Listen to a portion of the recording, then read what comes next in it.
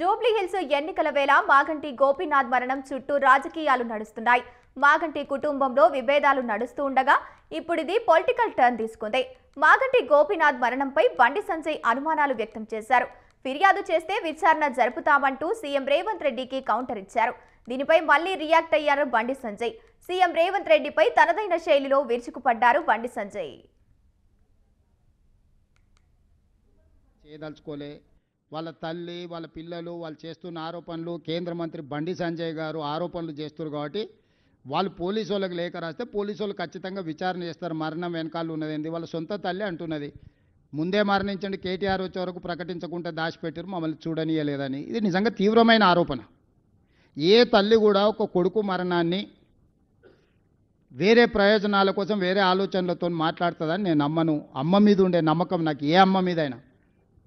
సొంత తల్లిని కన్న కొడుకు చావు బతుకుల మధ్యలో ఉంటే చూడకుండా ఆపినరు అని అంటే దీనికి కారణం ఎవరు?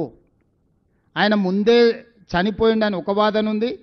కేటీఆర్ వచ్చే వరకు అది ప్రకటించకుండా ఆపి కొన్ని ఏలిముద్రలు తీసుకున్నారు ఆయన అని ఇంకొక ఆరోపణ ఉంది. మిగతా వాళ్ళు అన్నారు ఈ ప్రభుత్వం పోయిన తర్వాత మాగంటి గోపి గారి కుటుంబం వ్యక్తుల మీద ఉన్న ఆస్తులు ఏంటివి, ఆస్తులు ఎవరికి బదిలీ అని కూడా విచారణ చేయాలని ఇంకా కొందరు అంటున్నారు.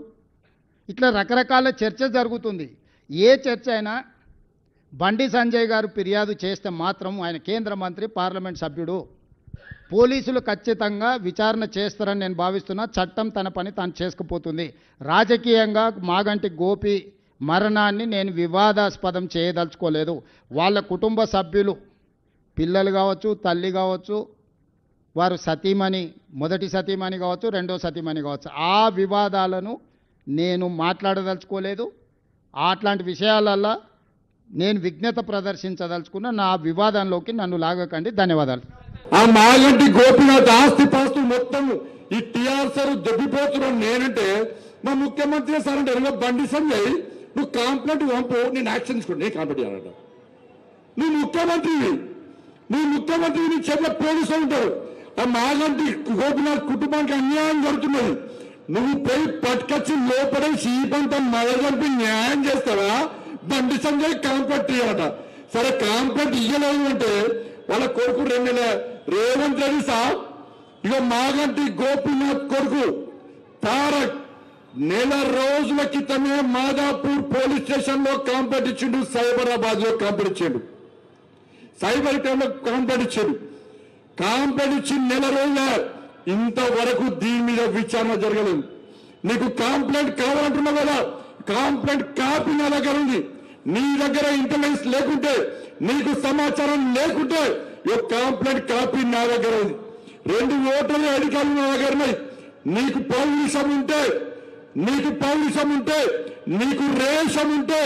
నీకు రోషం ఉంటే, నువ్వు తెలంగాణకు ముఖ్యమంత్రి అని నువ్వు భావిస్తే వెంటనే మాగంటి గోపీనాథ్ అసలు కుటుంబానికి నేను న్యాయం చేయాలి. ఎంత బాగా అనిపిస్తాక అసలు భార్య పక్క వేయందక్క, ఆమె ఏడ్చిందక్క. నేను సత్పరని చెప్తున్నారు సార్, నాకు మెంటల్ టార్చర్ అవుతుంది సార్. నాకు 1998లో జనకు పెళ్ళైంది సార్. నా కొడుకు అమెరికా ఉంటాడు సార్, మేము రోజు కలిసి ఉంటాం సార్. ఇలా నన్ను పక్కన పెట్టి ఇలా నన్ను భార్య కాదంటాడు సార్. నా కొడుకు పెళ్ళెట్లా కావాలి సార్? నా కొడుకు తండ్రి అని అడిగితే నేను ఏ సమాధానం చెప్పాలి సార్? నేనే భార్యను సార్. నా మాగంటి గోపీనాథ్ ఆస్తి పాస్త కోసం ఇలా దొంగ నాటకాలు ఆడుతుంది సార్ చెప్పి ఆ భార్య ఇప్పటికి ఏడ్చిందమ్మా.